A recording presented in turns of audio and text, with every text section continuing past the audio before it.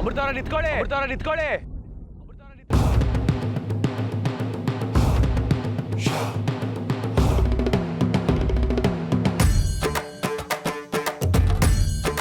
ನನಗೆ ಈಗ ಹೋಗಿ ಜೀವ ಬಂದ ಹಾಗಾಯ್ತು ನೋಡಿ. ನಿಮ್ಮದು ಸಂಜೆಯಿಂದ ಈ ಕಾಡಲ್ಲಿ ಹುಡುಕಿ ನನಗಂತೂ ಸಾಕಾಗೋಗಿತ್ತು.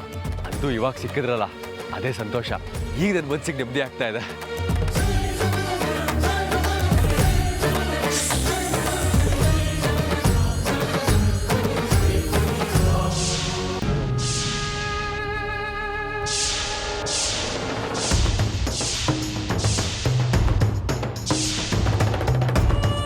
ಯಾರು ಹೇಳಿದ್ದು ನಿನ್ಗೆ ಹುಡುಕೋದಿಕ್ಕೆ?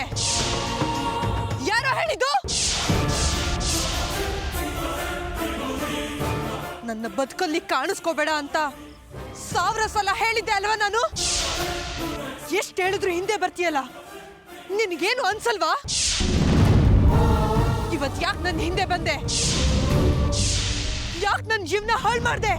ರೀ ಅಮೃತ ಅವ್ರೆ, ನಾನು ಏನ್ ಮಾಡ್ದೆ ಅಂತ ಇಷ್ಟು ಹರ್ಟ್ ಮಾಡ್ತಾ ಇದ್ದೀರಾ ನನಗೆ?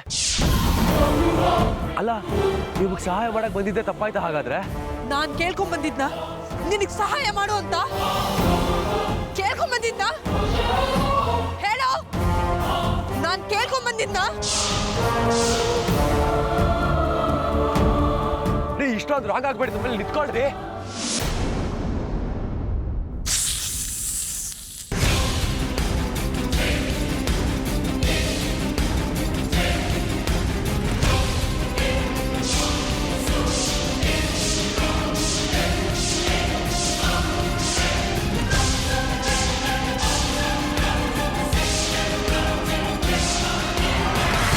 ನನ್ನ ದಾರಿಗೆ ಅಡ್ಡ ಬಂದ್ರೆ ಇದಕ್ಕಿಂತ ಘೋರವಾದ ಮುಖ ನೋಡ್ಬೇಕಾಗತ್ ನೀನು.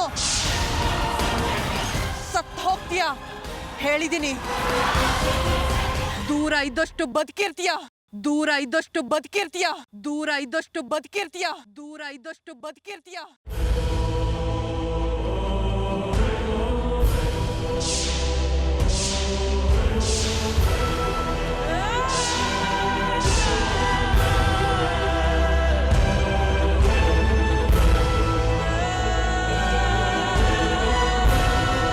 ನಿಮ್ಮ ದಾರಿಗೆ ಅಡ್ಡ ಬರ್ದೆ ಬೇರೆ ದಾರಿ ಇಲ್ಲ ರೀ ನನಗೆ. ಯಾಕೆ ಅಂದ್ರೆ ನನ್ನ ಬದುಕಿನ ದಾರಿನೇ ನೀವು.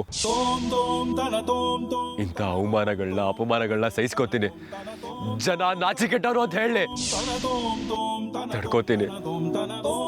ಆದ್ರೆ ನಿಮ್ ಹಿಂದೆ ಬರೋದನ್ನ ಮಾತ್ರ ಬಿಡೋದಕ್ಕಾಗಲ್ಲ. ನಿಮ್ಮ ಚಿತ್ರನ ಇಲ್ಲಿ ಬಿಡಿಸ್ತೋನು ಆ ದೇವ್ರ ನಿರ್ಧಾರನ ನಾನು ಬದಲಾಯಿಸೋಕೆ ಸಾಧ್ಯನಾ ಅಮೃತ ಅವರೇ? ಅದನ್ನೇ ಮನಸ್ಸಿನಲ್ಲಿ ಇಟ್ಕೊಂಡು ಯೋಚನೆ ಮಾಡ್ತಾ ಇದ್ದೀಯಾ? ಮೊದಲು ಅದರಿಂದ ಹೊರಗಡೆ ಬಾ. ನಾನೇನು ಯೋಚನೆ ಮಾಡ್ತಿಲ್ಲ ಅಜ್ಜಿ. ನಿನ್ನ ಚಿಕ್ಕ ಮಗುವಿಂದ ನೋಡ್ತಾ ಇದ್ದೀನಿ. ಯಾವುದಾದ್ರೂ ಯೋಚನೆಯಿಂದ ಹೊರಗಡೆ ಬಂದೆ ಅಂತ ನೀನು ಮಾತು ಹೇಳಿದ್ರು ನಿನ್ನ ಮನಸ್ಸೆಲ್ಲ ಅದರಲ್ಲೇ ಇರುತ್ತೆ. ಅದಿತಿ, ಯಾವುದ್ರ ಬಗ್ಗೆ ಯೋಚನೆ ಮಾಡ್ತಿದ್ಯಾ? ಶ್ರೀಚಕ್ರ ನಮ್ಮ ಕೈವಶವಾದ್ರೆ ಇಡೀ ಜಗತ್ತೇ ನಮ್ಮ ಪಾಳೆ ಪಟ್ಟೆ.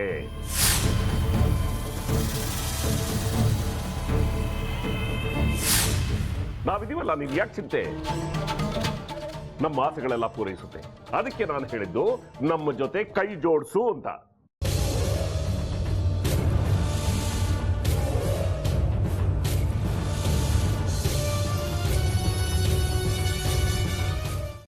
ವೆಜ್ ಖಾರ ಬಾತ್ ಮಾಡುವ ವಿಧಾನ: ಒಂದು ಬಾಣಲಿಗೆ ತುಪ್ಪ, ಸಾಸಿವೆ, ಕಡಲೆಬೇಳೆ, ಉದ್ದಿನಬೇಳೆ, ಗೋಡಂಬಿ ಹಾಕಿ ಹುರಿದು ಕರಿಬೇವು, ಬಾಡಿಗೆ ಮೆಣಸಿನಕಾಯಿ, ಕ್ಯಾರೆಟ್, ಬಟಾಣಿ, ಟೊಮ್ಯಾಟೊ, ಕಲ್ಲುಪ್ಪು, ಬೆಲ್ಲ, ಬಿಸಿಬೇಳೆ ಬಾತ್ ಪುಡಿ, ಅರಿಶಿನ, ರವೆಯ 3 ಅಳತೆಯಷ್ಟು ನೀರು ಹಾಕಿ ಚೆನ್ನಾಗಿ ಕುದಿ ಬಂದ ಮೇಲೆ ಹುರಿದ ಬನ್ಸಿ ರವೆ ಹಾಕಿ ಕಲಸಿ.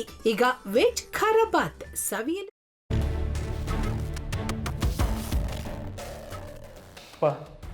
ಇಷ್ಟೋ ತನಕ ಡೆಲಿವರಿ ಆಗಿಲ್ಲ ಅಂದರೆ ಅಕ್ಕನಿಗೆ ಏನಾದರೂ ಪ್ರಾಬ್ಲಮ್ ಇರ್ಬೋದಾ? ಆ ಥರ ಏನಾದರೂ ಇದ್ದರೆ ಡಾಕ್ಟ್ರು ಬಂದು ಹೇಳ್ತಿರ್ಲಿಲ್ವ ರವಿ?